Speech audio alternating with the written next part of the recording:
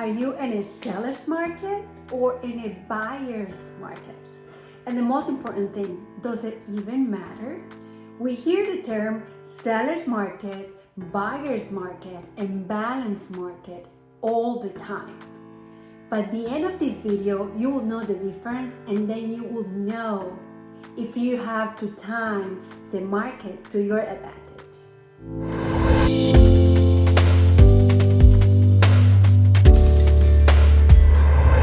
Hi, welcome back. This is Natalia Echeverri with Coldwell. If this is your first time here, please don't forget to subscribe and click on the notification bell. I post videos every Thursday and I would love to see you here.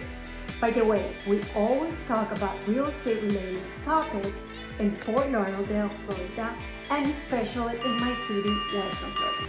Okay, so first things first.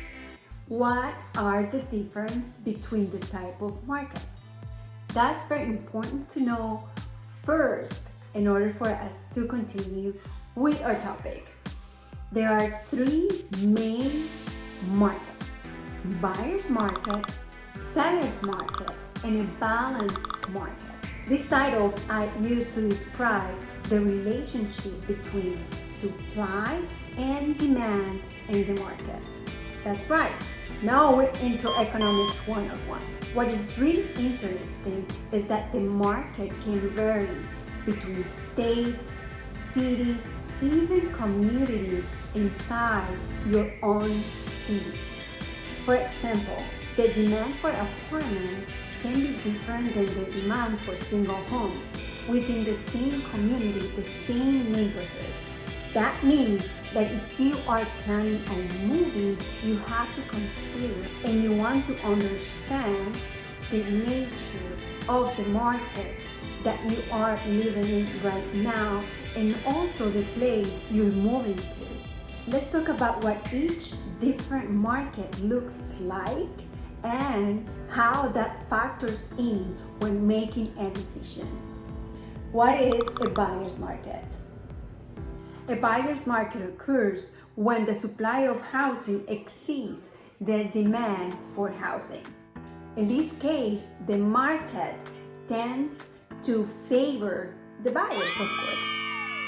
There are many factors that can indicate if you are in a buyer's market, but one of the ones that we like to consider is called MSI.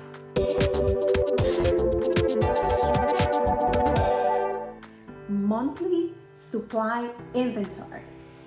The monthly supply inventory refers to the number of months it will take for the current inventory of homes on the market to sell given the current sales price. A buyer's market occurs when the supply of housing exceeds the demand for housing. And when we talk about inventory, it's the number of active sales in that specific market. For example, if a city has currently 100,000 homes on the market and they're been selling an average of 125 homes per month, we will say the market has roughly an 8-month supply of inventory. And the reason why I bring this up is because typically consider anything about 6 months supply of inventory to be an indicator of a buyer's market. Some other indicators of a buyer's market are a downward trend on home prices. So buyers might be able to get more home for their money, an increase in the average number of days in the market. Sellers might have to wait longer for an offer or an offer that they're willing to accept. Sellers offering incentives like personal items or things that they want to leave in the house if someone comes and make an offer. A very few multiple offer situation.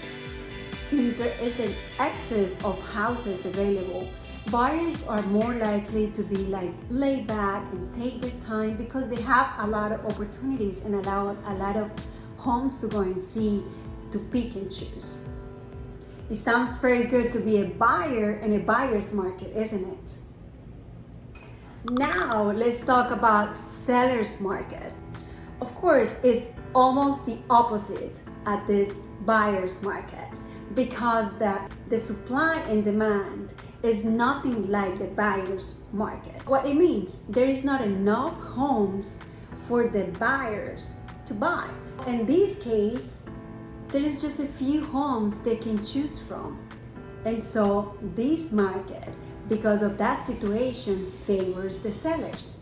There are many factors that indicate that there is a seller's market. So now we are going to look at the month's supply inventory, MSI. Remember, of course, that's the number one, the monthly supply inventory. Just because what I just explained to you, there's just a few houses and many buyers looking to buy.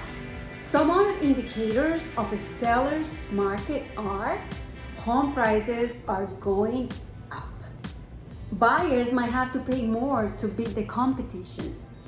A decrease in the number of days of a property in the market. Home sells pretty quickly because the inventory is so low that it's kind of like you get what you get because there's no many options for you. So buyers are offering even more money or other things in order for them to at least get the property that they want in a neighborhood they want.